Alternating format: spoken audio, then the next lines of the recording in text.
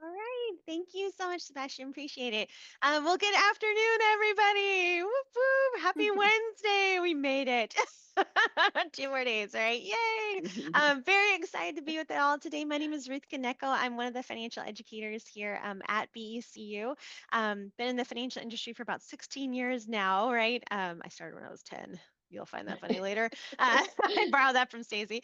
My role at BECU is we actually get to go out and do financial education to our communities, our members. So very excited to be here today because this is one of my favorite groups to interact with and present to.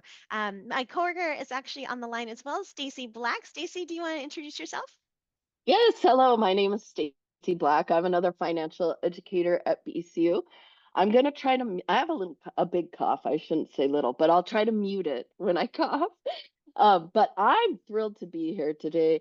Ruth usually manages these sessions, but I love working with Ruth. She's one of my favorite people. So we have fun on these sessions, and we hope you do too. So, yeah. Zach, thank you, Stacey. So what are we gonna? Oh, and Sebastian, did you want to say anything else, or do you want me to go and start right away, or what do you think? I think we should be all set to go. All right, sounds good. So, what are we going to be talking about today? First of all, happy spring. I hope everybody is. Oh, here we go. I hope everybody is enjoying the springtime in Washington State. Although yesterday was a little blustery, kind of crazy day. Today we are all going to talk about the wonderful world of, wait for it, budgeting. Woohoo! Who's excited? Oh, I'm seeing some claps. Now, I know in the Zoom call there are like reactions. Can everybody find the reactions for me? And just give me a thumbs up if you can find them because I want to kind of use it and play with it. Oh, there we go.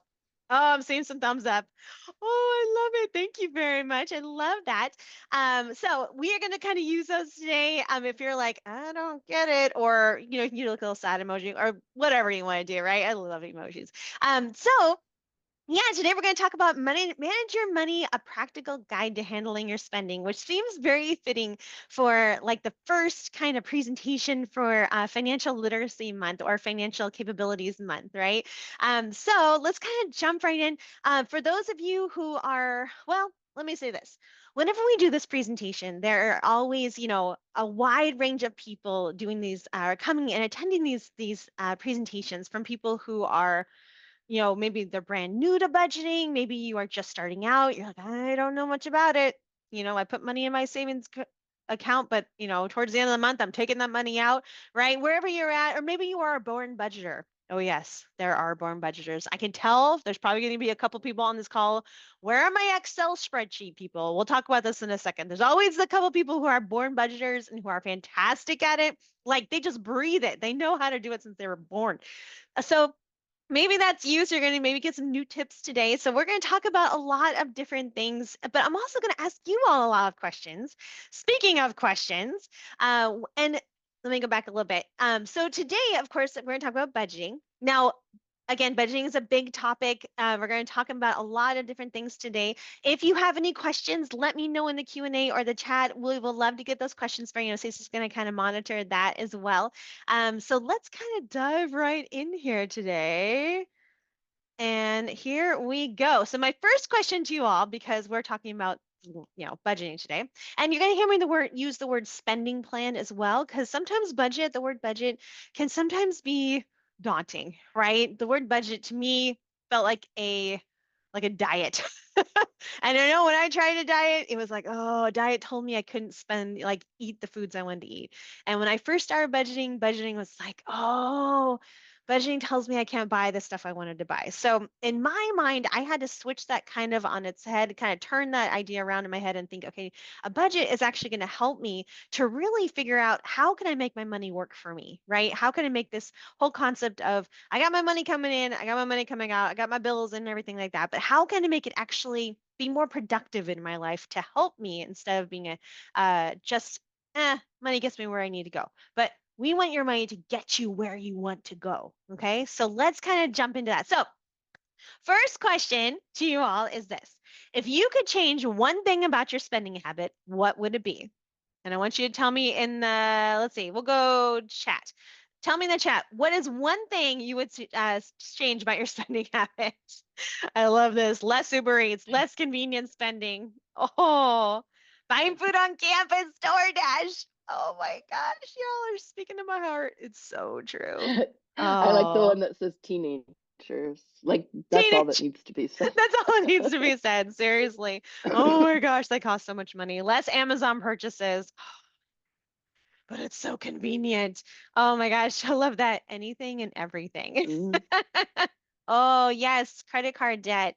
Paying off that. No idea. That's why I'm here. I love that one person saying no idea. That's why I became today. Awesome. I'm seeing a lot of things that I would probably put in. Stacey, what's the one thing that you would change about your spending habit?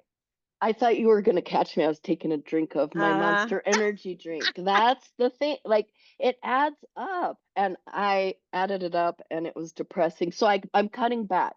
I don't think I could just cut it off all at once, but it was shocking when I saw how much I was spending in a month. And then I added it up for a year, and I was like, oh, okay. Maybe I should practice what I goodness. preach a little bit, Ah. right? Like, but I'm not gonna deprive myself, Ruth. Right. She's tried. It didn't work. I know I was there. I love this one person in the chat was saying, being able to spoil my dog more. I love that. That's awesome. Yeah. So there's always something. Thank you for putting those in there, by the way. There's always something that we wish we could change about our spending habits, right? From like eating less out, spending more in our family, paying less in debt, right? These are all fantastic things that we want to start thinking about how can we change these spending habits. And like Stacey was saying, maybe not cut them out, but let's say, trying to figure out how we can work within our budget for these things. So what are we going to talk about today? We are going to look at a couple different things. We're going to talk about what a spending plan is. Why should you have one? We're going to look at some different money management and management strategies out there, creating a spending plan after that. And then we're also going to look at some budget busters and how to avoid them because, oh my goodness, there are a lot of them. So hold on to your seat. Here we go. So, what is a spending plan and why should you have one? So, a spending plan, of course, is really, again, like we said, a budget. It's really, again, telling your money where to go, right? Because as we know, when you get paid on a Friday, your money's going to go wherever it wants to. And then by Monday, you're looking at your account and thinking, what just happened, right? Where did that money go? It's grown legs and walked off. So, with a spending plan, again, it puts you in control of your finances. Now, why should we have one? Because really, again, we all have things like financial goals. This is one of the biggest things, one of the biggest reasons we have a budget is because we want to be able to reach those financial goals that we have. We want to be able to pay our bills adequately, right? Maybe in these times of, oh my gosh, a little bit uncertain times, I need to pay my bills. Maybe I need to tighten my budget a little more, right? Around different areas. And then also, we want to save for emergencies because, as you know, emergencies are not an if, it's a when. Oh no, my radiator's going out or my car, something's wrong with my car, I gotta fix it. Oh, that 60,000 or 60,000 mile tune up. Mm. Whew, always comes and bites you. Anyway, so we should all have them because of these things that we have to do with our money, obviously, right? Now, how do we get there? How do we figure out, by creating a spending plan? What are some strategies to be able to manage the money that we have right now? So one of the things, and I'm going to back up and pause real quick here. What I want you all to do is tell me in the chat. I want you to tell me where are you at in kind of the budgeting journey? Are you just starting out? Are you in that, no, I'm good. I have been budgeting for a long time, but I need to learn a couple more tricks. Where are you at right now in the budgeting journey? Tell me in the chat. I love that. I have a budget, but I don't follow it well. It's so honest. Y'all are lovely, honest people. Let me tell you. A lot of people, whenever Stacey and I teach these classes, sometimes people are kind of, they hide about their budget, right? They're like, I really tell them I'm kind of embarrassed, which we all are. Oh, I like that. I've I been want to tracking. Oh, go ahead. Oh, sorry, Ruth. I was going to Okay. say, I wanted to point out a comment. Someone said it's never too late to start learning about personal finance. It made me a lot happier when I started. We think stress automatically when it comes to budgeting, but they said money isn't happiness, but not needing to stress as much or at all about money made me much happier. So having that plan in place, I love that. Yes. I love this one. One person was saying every 10 days, my wife and I are like, we should really make a budget and combine our bank accounts for the last 2 years. That's phenomenal, right? And then that's one of the things we find with budgeting too, is that we want to do a better job of it. It's always we want to do a better job of it. But how do we get there? How do we actually take the steps to be able to do it. So thank you for putting those in there. I love the answers I'm seeing. So one thing is that you want to create a strategy, because we know that there's that great saying that is, what is it? A goal without a plan is just a wish, right? So let me say that again.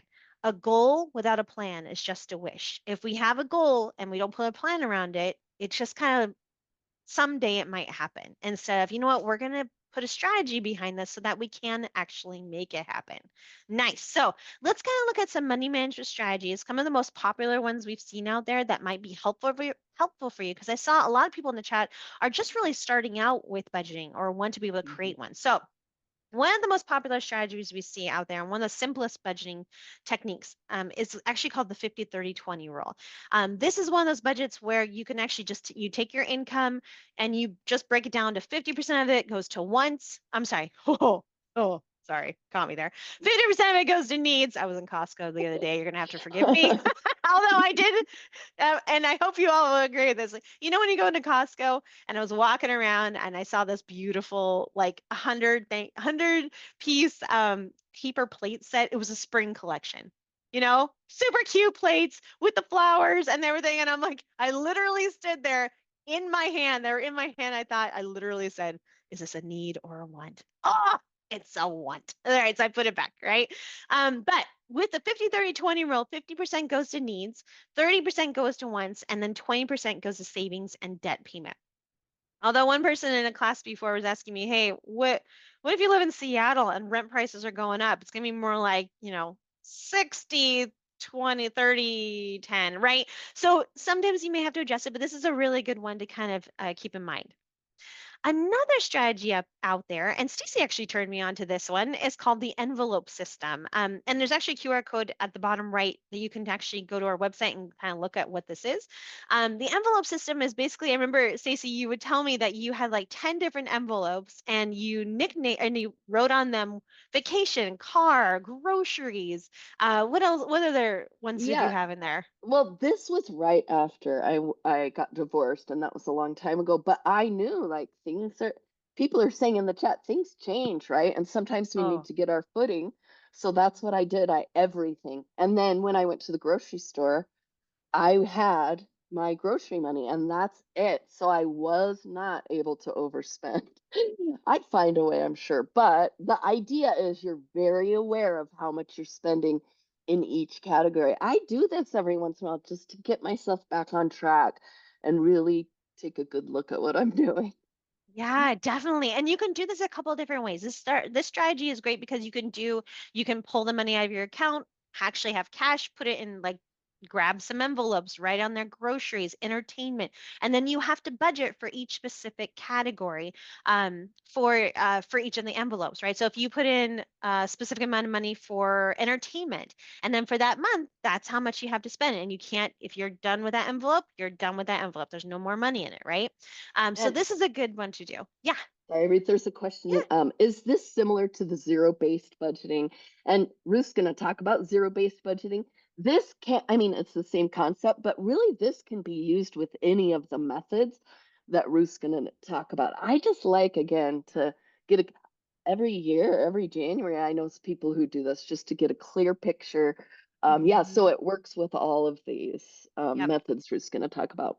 Exactly. And somebody was saying you can do digital envelopes. Yes, there's actually a digital form you can do this with too. Because personally, I am not good with cash, because if I have cash in my pocket, I'm gonna spend it like it's just a thing. But if I have my debit card, I can budget better that way. So this is one of those ones as well. So this is one of those strategies that's super helpful here. Another one is going to be called the zero-based budget, which is what one person was just asking about. And this is basically where you have, of course, your funds coming in, you minus your expenses, your savings, your budget, your bills, everything like that, and then it equals out to a zero-based budget. Now, some people might get, a little nervous with this one because they're thinking, wait, what if, shouldn't there be some money left over for like emergencies or my fun money if I'm gonna go see a movie, right? Who sees movies any, right? But what if I want to go see a movie? Well, here's the question for you. What if you had $100 right here? What if you had $100 left? What would you do with it? Tell me in the chat. If you had, let's say you had your money coming in, you paid your bills, you paid yourself. What if you had $100? What would you do with it? Nice. I'm saying save it, invest it, put into savings, pay down their debt, go out for dinner, right? I love it. Go out for dinner, go to Nordstrom Rack. Let's get a massage. Oh, I love y'all. Yes, get a massage. You would do something with it. So that's what the zero-based budget is really saying. If you have $100 there, tell it what to do, right?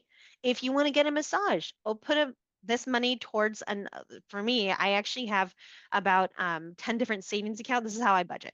And like I said, everybody is different when it comes to budgeting. Everybody has their own way of doing things. And I always say what's right for you is what's right for you. And we'll talk about this a little bit. But if you have $100 here, give it a job, right? If you want to put it into an account that says massage fund or dinner out fund, right? Put it in somewhere that you know that you're going to use it for the purpose that you want to use it for. Okay, so that's what a zero-based budget really does and really amounts to. And like I said before, use what works for you. Everybody's different. Like I was saying before, for myself, I have three little ones, and for you all, you have a lot going on, right? There's a lot going on in your brain right now. You got a lot, maybe it's family, friends, work, everything happening, right? And you find what's easiest and works for you. A budget really is only as successful as the work you put into doing it up front. And by that, I mean, you really want to figure out what your bills are. And we'll talk about this in just a little bit. But for me, I actually have 10 different savings accounts. I know you can laugh now. And I nicknamed them. At BECU, you can open up as many savings and checking accounts for free. And so I was like, ooh, okay, this might help my brain a little bit. So what I did is I actually opened up 10 different savings accounts and I nicknamed them. I did not get an ATM card for each one of those accounts because that would just be ridiculous. So I nicknamed them. One was car, one was home, one was baby, right? Because baby diapers, everything like that. One was groceries, everything like that. So when you got paid, then I could allocate and put those funds into each of those different accounts. That is the way my brain worked with budgeting because it separated out the finances, it separated out what I needed to put in each category. So that's what worked for me, right? It's very similar to the envelopes concept, like a digital envelopes thing, but that's just a one that worked for myself. And like I said, use what works for you. Now, a lot of people will say, I've heard people say, well, a budget is set in stone. You cannot move it, you cannot touch it. It is there, you're done, right? Personally, I don't think so. I think with budgets, usually, and like Stacey was saying, life happens, right? You may be getting married, you may be switching jobs, getting a promotion, whatever it is. I would say revisiting your budget every 2 to 3 months is usually a good rule of thumb because just so you can know what's going on with your money. You can be like, I need to switch this up a bit. I need to save, I can save a little bit more in here. I can put maybe a little bit more towards my debt. I'm getting an incentive. Then that works out that way. But you can adjust, stick to as much as you possibly can, and then adjust where necessary when you need to. So those are some of the strategies that we've seen around. What are some other strategies that you've heard about? So tell us in the chat, what are some strategies that you have heard about? Stacey, are there any other ones that you've heard? Although I love one person in the chat was saying, I use the 50-50-50 budget. Did you see that? I did not. I'm laughing at all That the was other awesome. comments too. So. Piggy banking. A person was saying that is fantastic. Could you mattress savings? Stacey, is there anything else any of the strategies that you love? You know, not necessarily. I use a mix of all of them, I feel like. But we used to teach this class. I mean, we've been having a budgeting class for years, and it used to be really like, here's how you budget, fill this out, do this, and then we realized that doesn't work for everyone, right? So I love that it's all about what works for you. Um, Someone said my paycheck auto separates into different accounts. I love that. So we call that set it and forget it. So you don't even have to think about it. Otherwise, you might be tempted to put that into your spending account, right? But auto pay, someone said Rocket Money. I haven't used that. I've heard of it. But yeah. One person was saying that they spend or save 10% of their income always, which is fabulous. Another one I was seeing is that this person said that they need constant alerts when they're getting Mhm. close to spending over their limit. Yes. And those are some great things to have. Thank goodness nowadays we have so many options on how to budget and keeping track of our money. Nice. If you don't need it, don't buy it. I love it. Ooh, Excel. We got one Excel spreadsheet. Aside from Excel, is there an app that you'd recommend to easily track money on your phone? There are a couple of different apps out there which we can share a little bit later. But yes, there's lots of different apps out there. I mean, you can go on your phone and look at it, put in your Google Play Store or your App Store, like just type in the word budgeting. Plethora would come up there. There are some really good ones out there. Yep, that's a good one too. Um, so lots of different ones, which we'll talk about in a little bit. Totally. Thank you so much for putting those in there. Now, so basically, when you are creating a budget, okay, again, you want to look at, okay, what do I need to do for my strategy? What kind of strategy am I going to choose that I'm going to try to stick with? That's the one I'm going to try first, right? So then after you choose your budgeting strategy, then you're going to look at, okay, now how do I create a spending plan that really is going to work for me? So the first thing I would say that when you're creating a spending plan, when you're looking at how you should allocate your funds, you want to, first of all, step one is calculate your income. And you may be thinking, yeah, I got that. I know how much I make. But that's the thing about budgeting is that we always do that. Usually we budget in our brain, right?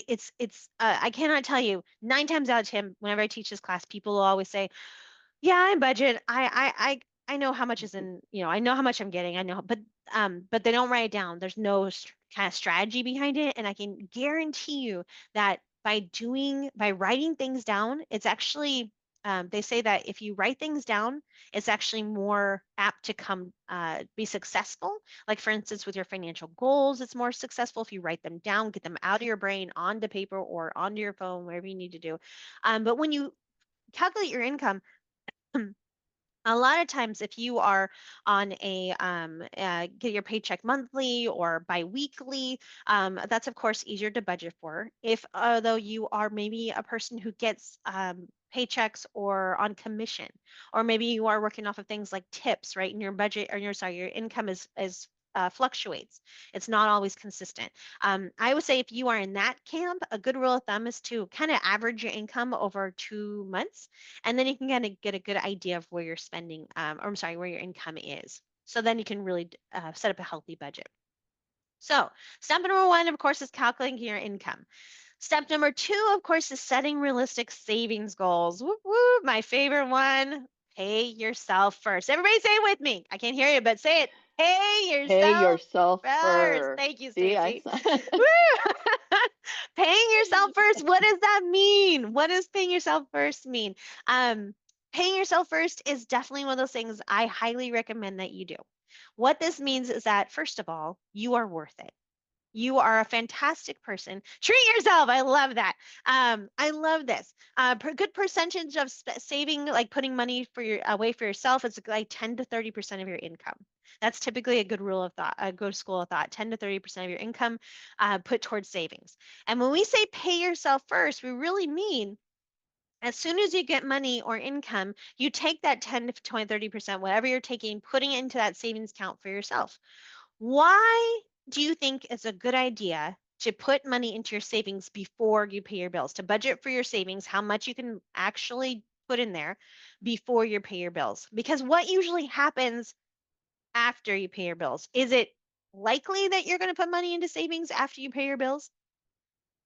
Um, Exactly. I'm saying nope.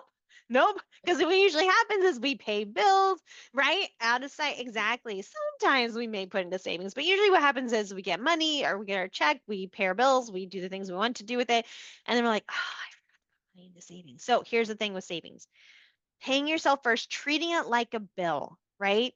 Um, Mhm. and making it so it's actually mandatory for yourselves, because there's a lot of things that you are saving for.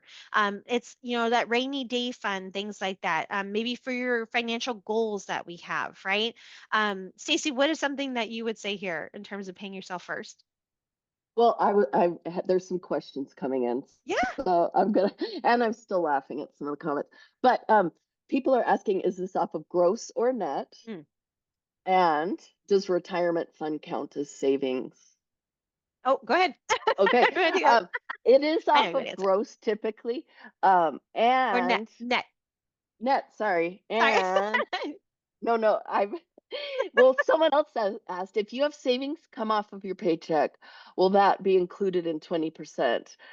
So if you already have some coming out of your paycheck to directly to savings, that can count as the 20%, and retirement savings counts as part of that as well.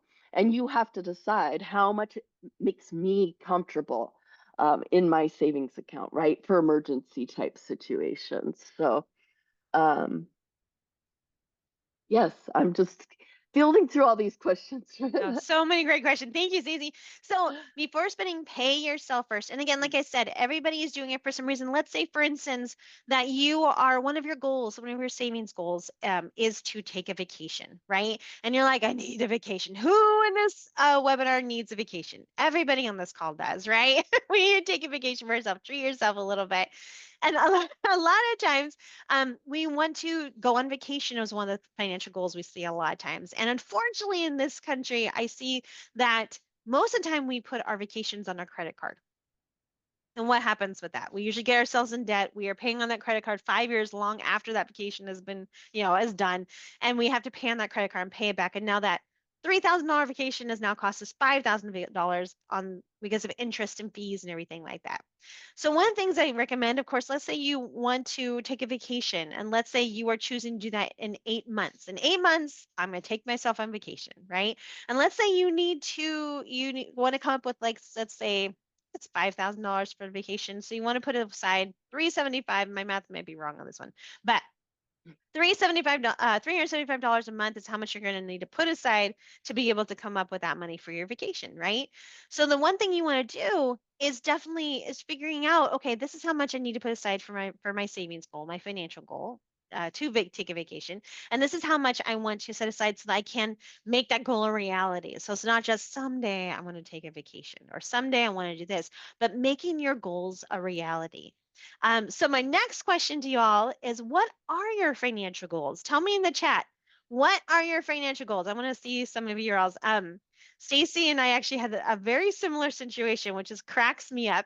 I was in a junior high one time, a long time ago. We used to go to junior high schools, and this kid stood up, and not even joking, we actually had the same situation happen. This kid, maybe it was the same kid. He stands up and he goes, "My 2-year financial goal is to get a girlfriend." And I was like, "What?" Oh, that's adorable.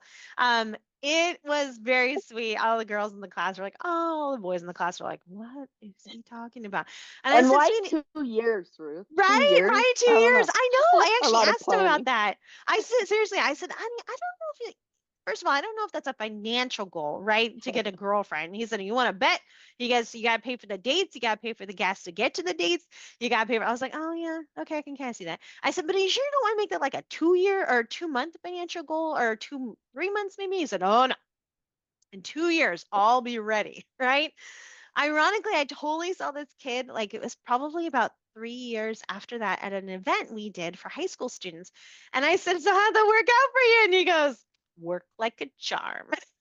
Right? He was very excited. He came up with this. But there are all different goals in all the different stages of our lives. And I'm seeing some fabulous goals come in. Stacey, what are you seeing? Let's see, fix up house, a lot of pay off debt, which is probably the number one goal we see when we're working with adult groups. Um, and then high school's typically car, right? Or girlfriend, boyfriend, I don't know. But own a home, get married, retirement, fix up a Mhm. house, own property, but a lot of debt free. Yes, yeah, because that is the number one goal for adults. It's definitely being debt free for sure. We are going to talk about sinking fund in just a second. So I love how somebody put that in there. But paying credit cards off. So these are all fantastic goals, and these are things we want to work towards. So that's why I said in terms of creating financial goals and putting that money, paying yourself first, so that you can put money aside to do that to reach those goals and put it somewhere where you want to do. I was working with this one lady, and one of her goals was to take a family trip to Disneyland. And so she actually took we'll talk about a sinking fund later, but she actually wrote on the back of her debit card Disneyland. And so every time she had to hand over that debit card, she would see that word and be like, oh, do I really want to buy this? Or can I put this money towards my trip? Right? It was very smart. I thought that was a very smart way to go. Another thing you want to think of as well is your emergency fund. And you may be thinking, wait, isn't that the same thing as a savings, savings account or savings in? To me personally, again, I like to keep them separate just because for me, my savings account is for my goals, paying yourself first. My emergency fund is strictly for emergencies, right? Like my car tire goes flat. I need to get a new tire. Things like that. To me, I was not a very good saver. I was definitely a spender. And I had to hone this skill in. And to me, I remember when I first started putting money aside for emergency fund, somebody would tell me, "Oh, you got to come up with at least 3 to 6 months worth of income." And to me, Stacey, I don't know about you, but that was daunting to me. I remember thinking, how do you do that? There's no way. I'm never going to reach it. So I kind of didn't start putting the money aside in my emergency fund for a long time. So I wound up putting my emergencies on credit cards, which was not a great way to go, right? Because then I had to pay them back, then it was just a cycle. So with my emergency fund, I remember one person saying, go for a small goal, right? Whatever it is. If you've never had an emergency fund before, so what I did is I opened up a savings account, another one. I nicknamed it emergency fund. And I remember putting like $5 away. $10 one month, $20, $50, whatever I could do. And I set myself a savings goal of $200. And then once I reached that $200, then I went up to 500, right? Chipped away at that. And then 700, 1,000. And then I kept going until I felt comfortable with the amount that I had in there, right? So again, it's not a big thing that you're going to do all at once. It's a small incremental changes that make a huge difference in the long run. So stashing that cash, somebody was saying, putting money under your mattress. I love that. Yeah, it's right for a rainy day. Totally. All right. So step number 1, earn. Step number 2 is savings. And then step number 2 is planning your spending. Oh, right. Where are my spenders? Spenders unite. Tell me in the chat. Are you a saver or a spender? Tell me in the chat. If I gave you Both. $100 right now, Depends on the both. day. Right? Depends on the day. I just love it when I ask this question because my spenders are like spenders right here, right? Nice. I spender big time, right? It's not a home skill to save. I think it takes a little while. It also depends on how did you learn about money? Were you taught to save right off the bat, right? But with spending, we all have to do this. You all have to pay bills. You have to do all this fun stuff. But with spending, one of the things that we encourage you to do, and this is actually something that really helped me a lot, it's actually something called the 30-day spending journal. And this is something that I love. What you do is for 30 days, you basically write down every single thing that you spend your money on. If you can use your phone, use the notes section. If it's a bag of chips, can of pop, whatever it is, write it down in your or write it down in this note section. So after 30 days, you're going to go through these expenses and you're going to be like, oh, that's how much I spent on groceries. That's how much I actually spent on gas this month. Because what happens when we're first starting out budgeting, or even if we're fantastic at budgeting and we've been doing it for a while, this will actually give you clarity as well as maybe your spending habits have changed over the last couple of years, right? So write down all your expenses. After 30 days, you're going to go through these and it's again going to give you a lot of clarity on where your money is actually going so that you can be like, oh, and I did this. I thought I spent $50 on coffee a month. I actually spent $100 on coffee a month out, right? Because pastries. And so $100, all right, every month I'm thinking, I can't sustain this. This is ridiculous. So I had to cut that back for sure. And it helped me to realize that's exactly where my money is going. So this is kind of one of those great tools. And then once you do that, you kind of and you got to think of in terms of what kind of planners or what kind of way do you budget best? Do you use pencil and paper when you budget?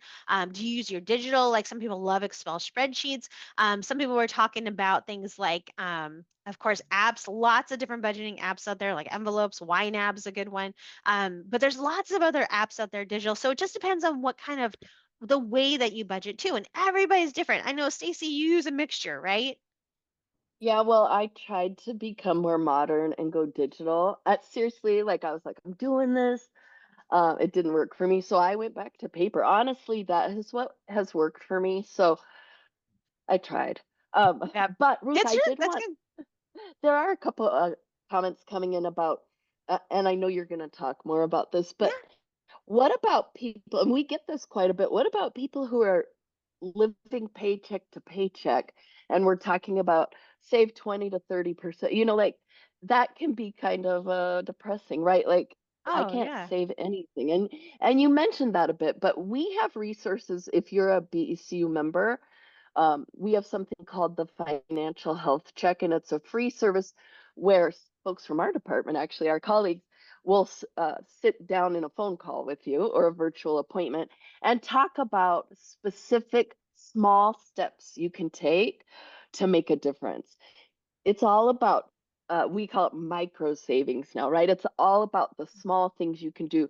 So they can talk you through some tips, and they focus on increasing your savings and decreasing your debt.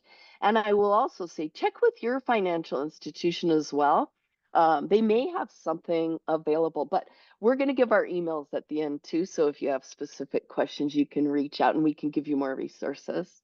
Yeah, and also, thank you for pointing out too, paycheck to paycheck. It is, and sometimes when you hear the whole budgeting thing or the whole here, put money into savings, money into emergency funds, it's like, wait, I have to choose either to put money in my like 50 like $10 in my savings account or buying bread this month, right? And that's one thing I realized with like my emergency fund.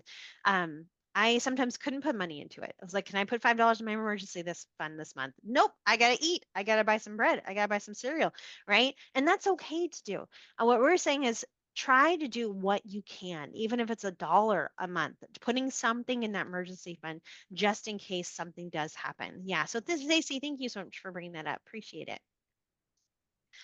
So what planner format do you prefer to use? Go ahead and tell me in the chat which one you use. Do you like the Excel spreadsheets? And I know some of you are saying that you like Excel. Some people are saying that you like pen and paper. What do you like? Oh, what do you all use? And one person I noticed in the app was or in the chat was saying that they like the apps, but eventually they will ask you for money, right? And it's just so true. They'll get you with that. Oh, great, your 30-day trial is done, free trial is done. Now you owe us some money. Like Stacey was saying, check with your financial institution. A lot of financial institutions are have budgeting tools right now to use, as well as us, of course. But Google Sheets, I'm seeing Excel and paper journal and Excel. Yes. So there's lots of different types of planning formats out there to use. And like Stacey was saying, use the one that works for you, right? And Awesome. Thank you. Oh, go ahead.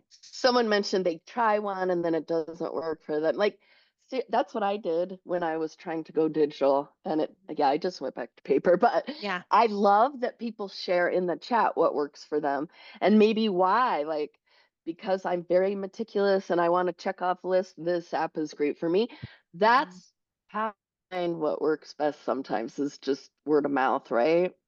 Mhm. Yep. Fixed versus variable expenses. So again, going back to the whole spending thing, of course, step number three is spending. And we have, when we of course have our budget, this is a big chunk of it.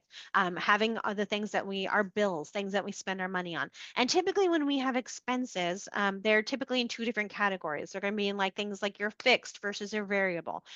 Your fixed, of course, expenses are going to be things like your mortgage, your rent, cell phone bills. These are things that are not going to usually change throughout the month or the year. But your variable expenses will be changing. Those are things like your electric bill, groceries, possibly entertainment. These are expenses that may be fluctuating a lot. Electric bill, more you get a higher electric bill in the wintertime than you do the sometime, unless we have $100 or 100-degree days, and then it's like pump up that AC if you have AC. I still haven't done it. But yes, so variable expenses. Now, in your mind, everybody, what do you think is which expense and what type of expense is harder to budget for? Is it going to be the fixed expense or the variable expense? Tell me in the chat. What do you think? Which expense is going to be the harder to budget for? Definitely, definitely. I'm seeing a lot of variable, which is so true. Variable is definitely harder to budget for because it fluctuates so often, right? When I was pregnant, I get this hankering for Doritos for some reason. And in 1 month, I spent 50, $60 on Doritos. All right. Next month, paid in Doritos. So my budget went back to normal. But with that saying, a lot of times like car repairs, yes. So absolutely. So how can we make this variable more expenses more like fixed? setting a budget around them. Again, having a budget, specific budget set for groceries. How much do you typically spend on that, and how much should you be spending on groceries a month? So treating your variable expenses like fixed expenses. Stacy, do you have anything to add to that one? Nope. Sorry, I'm responding to. No worries, no I'm worries. That's awesome. enjoying this. I know you can tell. I'm like, this is, y'all are fabulous. All right, so fixed expenses variable. Now, comes to my favorite part. Creating a sinking fund. Somebody actually alluded to this in the chat, which is awesome.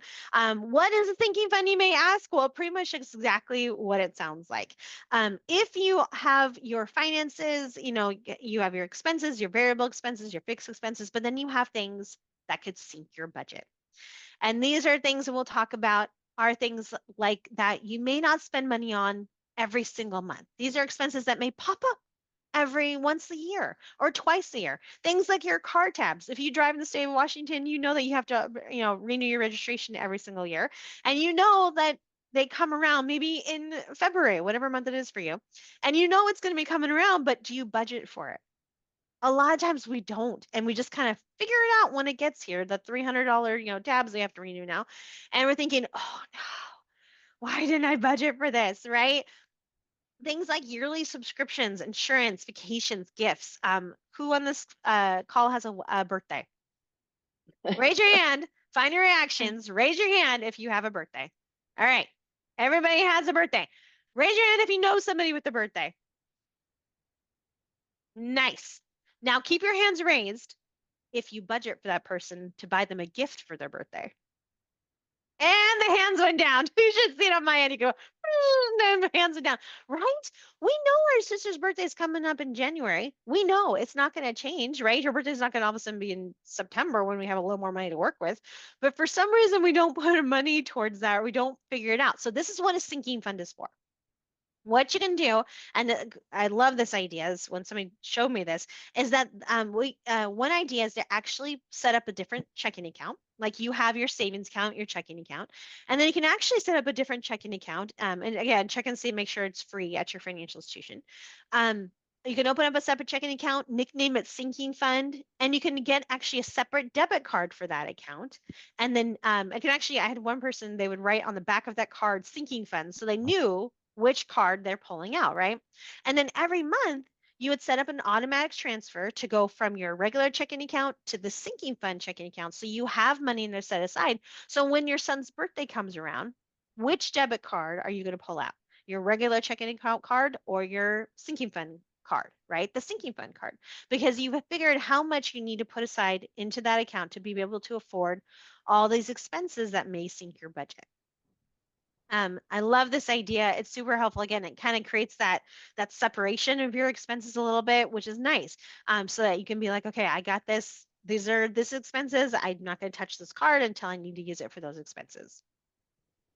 And then after all that, you basically look again with your budget. You've created your budget. You've put money into savings. You've looked at your expenses. And then what you want to do is you want to look at your budget and you say, how am I doing? Am I, again, just eking by? How am I, do I have a little surplus left over? Am I negative in my budget? How is it looking right now?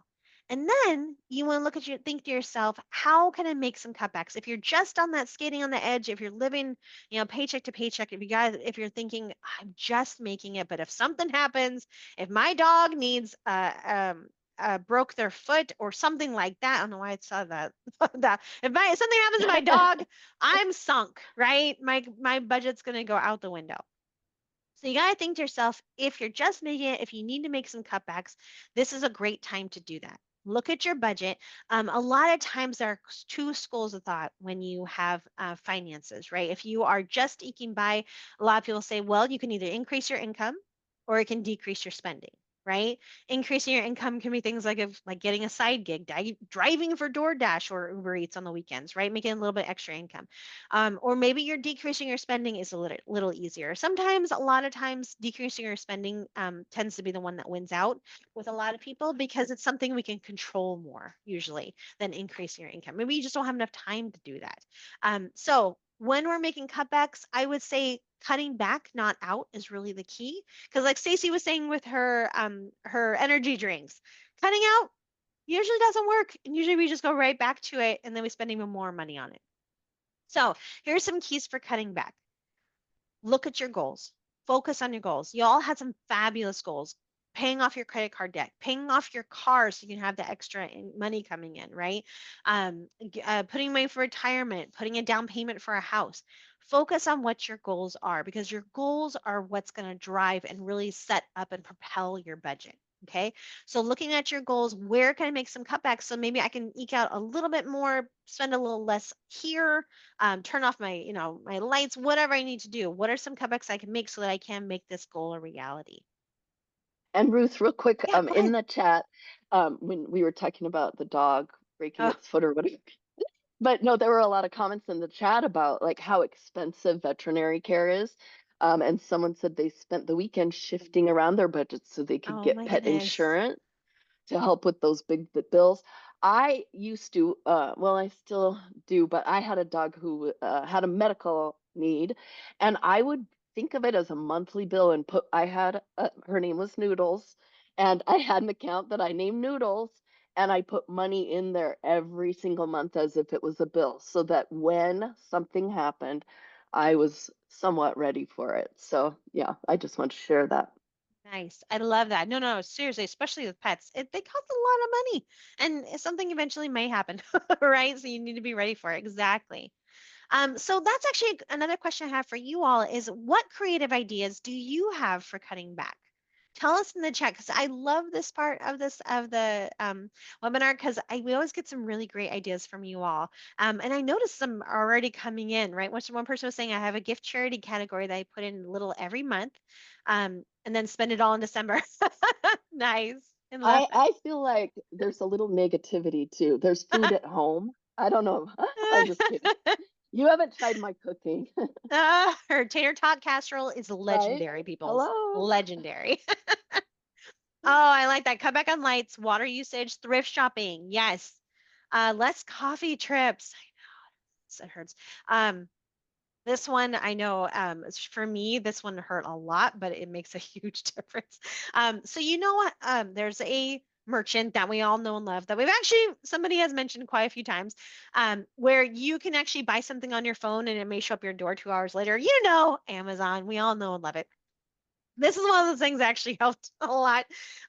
So I know myself enough to know that I'm just lazy enough, right? That if I delink my debit card from my Amazon account, it may help me save a little bit of money. And what I mean is by this, if I'm sitting on the couch and I am scrolling through my phone and it's kind of cold, kind of chilly, right? It's still in the 30s sometimes at night.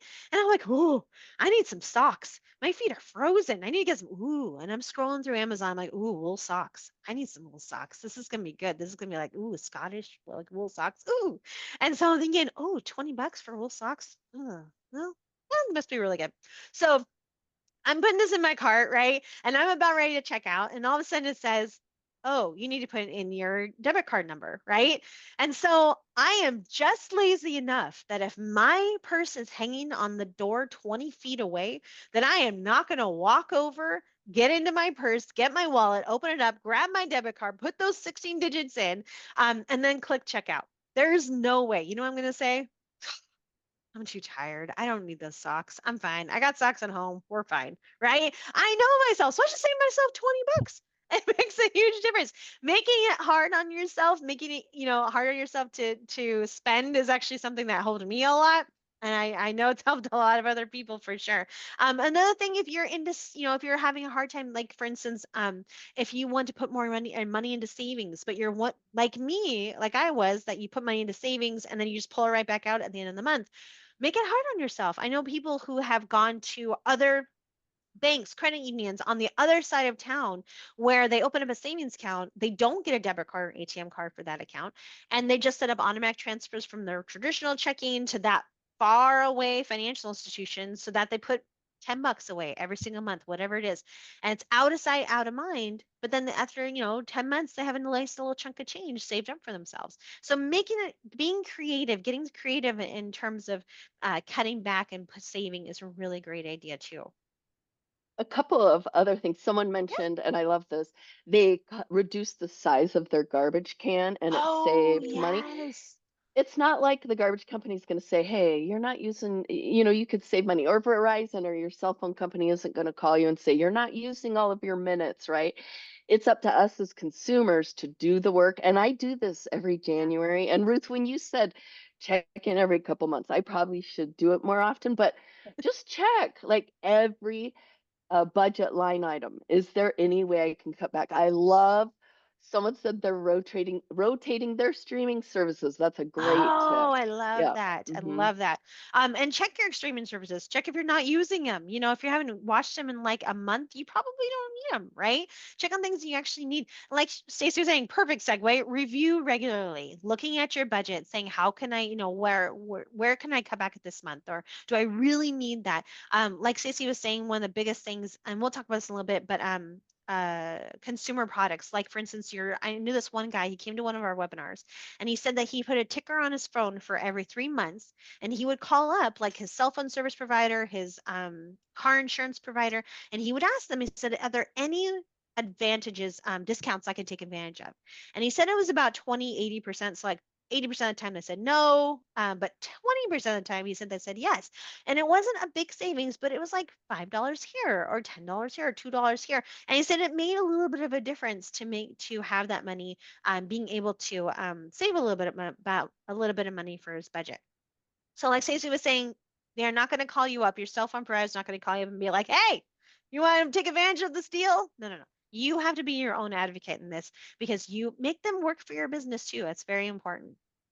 So, one of the last questions, which of the following are you planning to try? After all those kind of strategies we talked about, the things, budgeting tools and techniques we were talking about today, which budgeting tool or plan do you think you might be wanting to try? Like the 50/30/20 rule, does that look appealing? Maybe the envelope system, maybe the zero-based budget.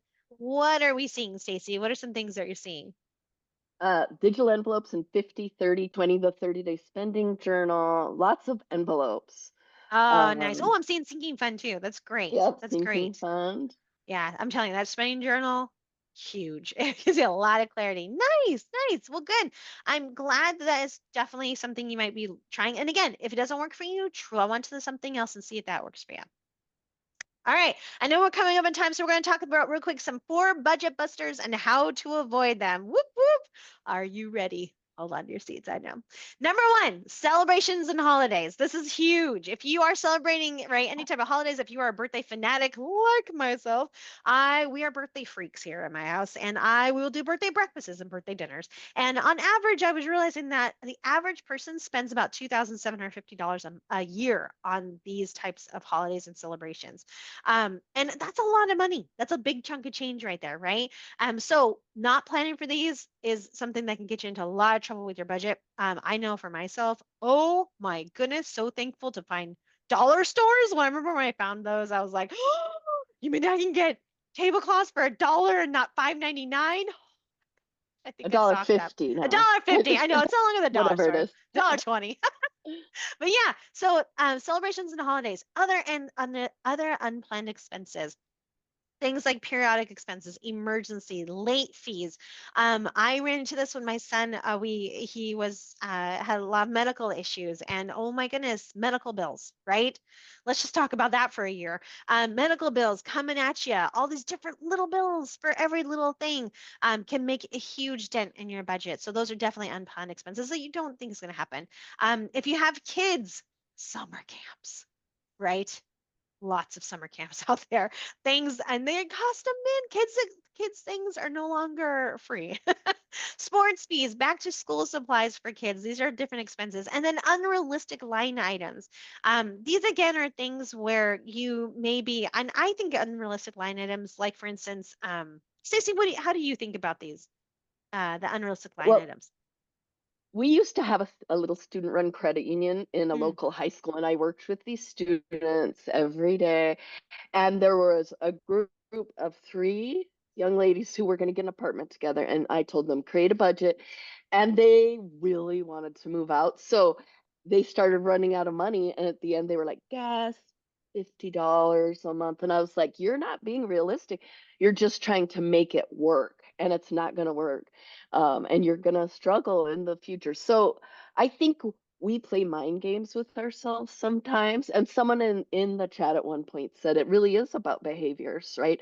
And Mhm. so we need to be realistic about who we are. If I'm a spender, I need to write that into my budget, right? So yeah. Right.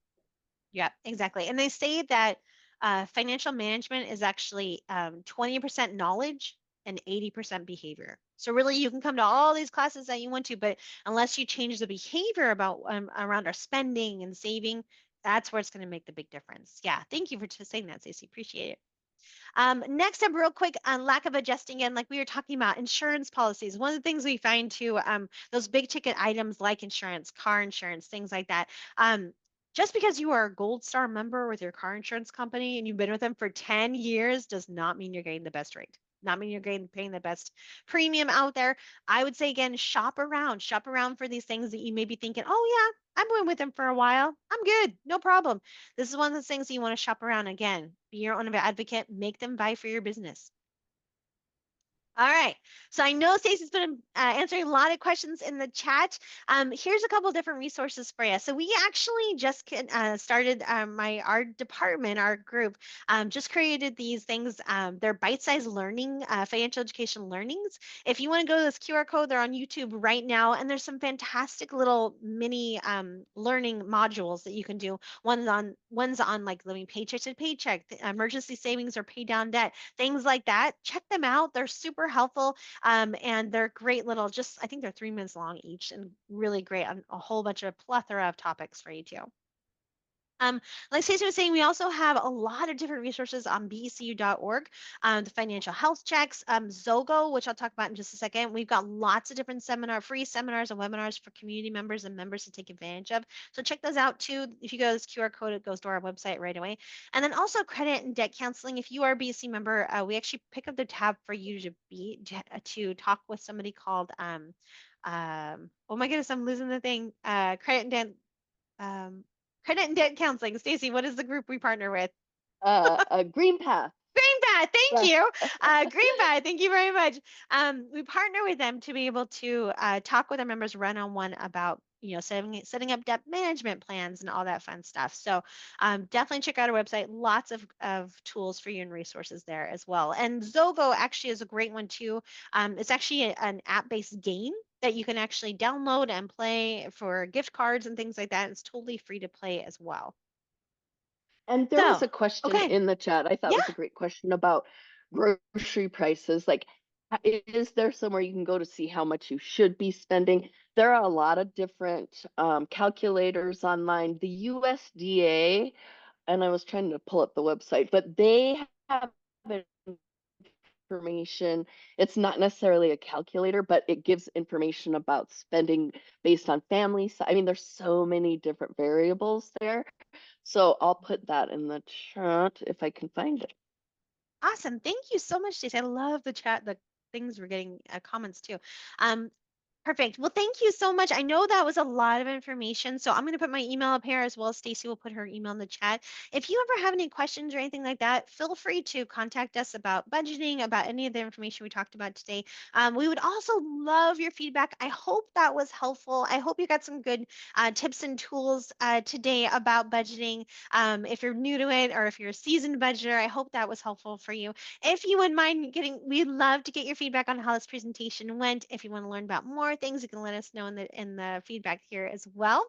And my information here, ruth.kaneko at becu.org if you have any questions like that. And I know, Stacey, if you wouldn't mind putting our emails in the chat, that would be great too. But I'll keep this one up. Again, I hope that was helpful. And I know it's 1 o'clock, so I'll go ahead and stop there and see if we want to have a quick Q&A round, if Sebastian wants to do that as well.